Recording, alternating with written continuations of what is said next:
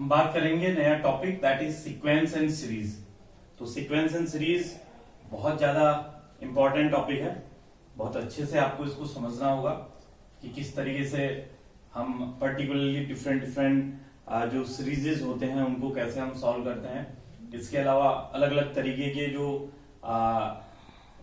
Questions होंगे sequence and series से related, उनको हम कैसे सॉल्व करेंगे। देखिए, सीक्वेंस वर्ड का मतलब यहाँ पे है कि जब आपके पास पर्टिकुलरली कोई एक्सप्रेशन होता है जिसमें मान लीजिए आपके पास कोई एक ऐसा एक्सप्रेशन है कुछ an is equal to sum 4n+2।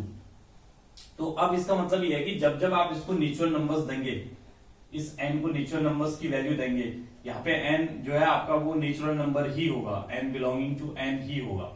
तो जैसे आपने n इक्वल टू फर्स्ट दिया 1 दिया तो इट विल बिकम 4 इंटू 1+2, तो ये आपका आ जाएगा 6। आपने n इक्वल टू 2 दे दिया, ये n इक्वल टू 1 हो गया।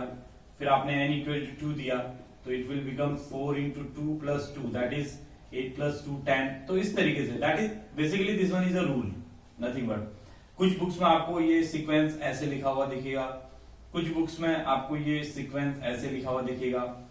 वो किसी भी तरीके से हो सकता है, टोटली ये भी लिखा हो सकता है।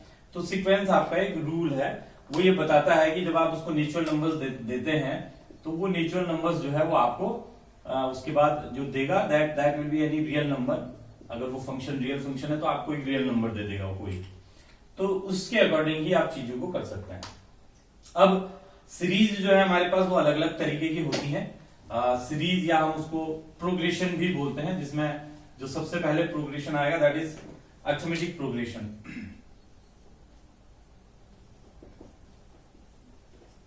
Arithmetic progression,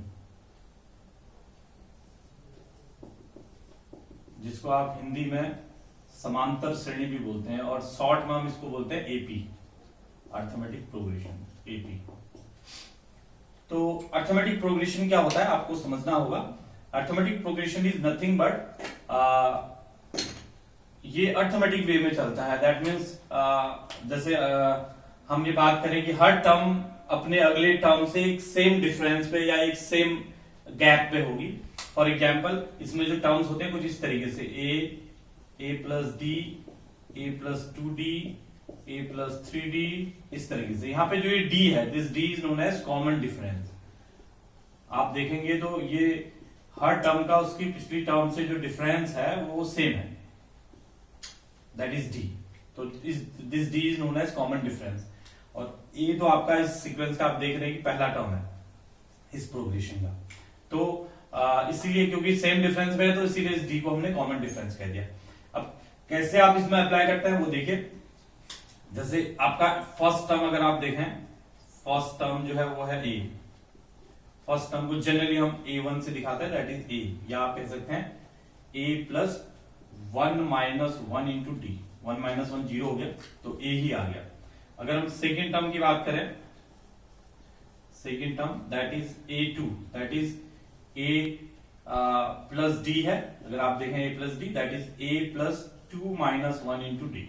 actually what I am doing कि मैं ये जो पर्टिकुलर है ये इसको इसी ऑर्डर में ले आ रहा हूं। फर्स्ट है तो 1, सेकेंड है तो 2, इस तरीके से। थर्ड टर्म अगर हम देखें a3 that is a+2d, that is a+3 - 1 into D. तो इन दिस सिमिलर वे अगर आपको nth टर्म निकालना हो, nth टर्म, तो that will be an and that will be a+n - 1 into D. ये ऐसे आप लिख सकते हैं। इस तरीके से आपको इस पर्टिकुलर अरिथमेटिक प्रोग्रेशन का n टर्म मिल जाएगा। जैसे आपने अगर मैं यहाँ पे एक एग्जांपल ले लेता हूँ छोटा सा। मान लीजिए हमारे पास कोई एक ऐसी सीरीज है, सपोज करिए 21, 28, 35, इस तरीके से एक सीरीज है। और मैं क्या चाह रहा हूं कि what I want to find 15th term of this series. तो अगर मुझे a15 निकालना है तो a15 का मतलब हो गया फर्स्ट टर्म 21 क्योंकि a है, प्लस n हमारा 15 - 1 इंटू डी। डी मीन दोनों के बीच में गैप। देखिए यहाँ इसमें गैप 7 है, इसमें और इसमें गैप 7 है, तो इट इज 7। मल्टीप्लाइड बाय 7, तो दिस इज 21 प्लस 14, 14 7 जा 98, तो it will be 8 plus 1 9, 9 plus 2 11, तो इट विल बी 190। तो दैट मीन्स इस अर्थमेटिक प्रोग्रेशन का जो 15 टर्म होगा दैट इज 190।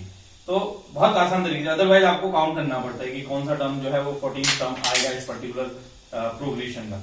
तो उसके लिए हमें थोड़ा सा देखना रहेगा कि वो पर्टिकुलर सीरीज या वो पर्टिकुलर प्रोग्रेशन कैसा प्रोग्रेशन है। अगर वो अर्थमेटिक प्रोग्रेशन है सीधे सीधे nth टर्म का फॉर्मूला यूज कर लीजिए। समटाइम्स कभी कभी हम इस nth टर्म को लास्ट टर्म भी बोलते हैं, एल से भी डिनोट कर देते हैं। जैसे सपोज करिए अगर आपको इसमें ये दिया होता, इसी क्वेश्चन की मैं बात करूं 119 दिया होता और आपसे पूछा जाता है कि इसमें कितने टर्म्स हैं, how many terms this particular progression have, इस प्रोग्रेशन में कितने टर्म्स हैं।